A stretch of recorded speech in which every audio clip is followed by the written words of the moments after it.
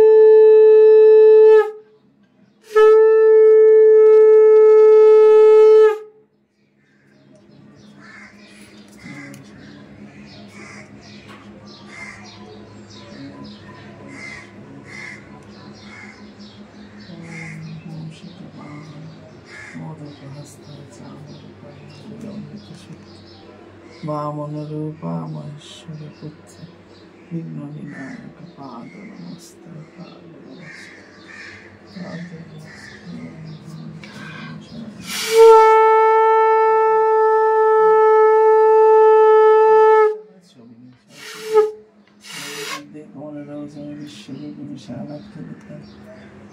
সরস্বতী নমো নিত্যং সর্বকালে নমো নমো বেদ বেদান্ত বেদাঙ্গ বিদ্যা স্থানে ভৈব ঈশ্বর সচন বিদ্য পুষ্প পত্রাঙ্গতি নমো সরস্বতী নমো সরস্বতী মহাভাগে বিদ্যে কমলোচন ঈশ্বর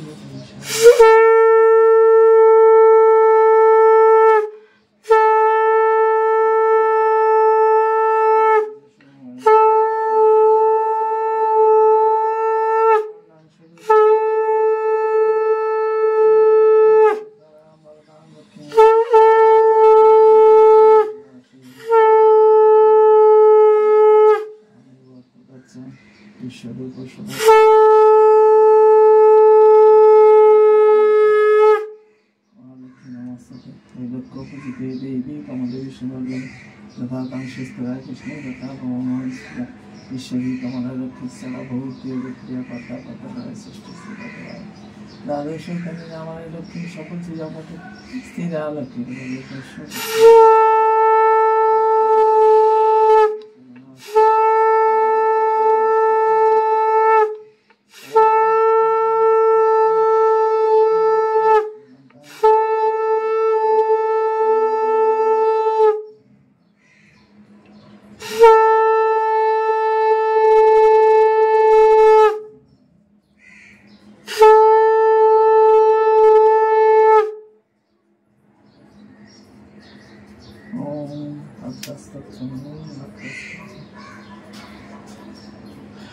सूत्रविज्ञानं पाठनीयम् ओम श्रीवत्स प्रमुखामि अर्थस्य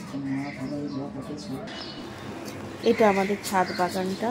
তো ছাদে কারি পাতা গাছ আছে, একটা লঙ্কা গাছ, তারপরে এই দেখো ধনে পাতা হয়েছে, কি সুন্দর সুন্দর ধনে পাতা হয়েছে, আর পেঁয়াজ পাতা গাছ হয়েছে, তারপরে একটা সুন্দর তুলসী গাছ আছে, জবা গাছ, মানি প্লান্ট, খুব সুন্দর এটা জবা।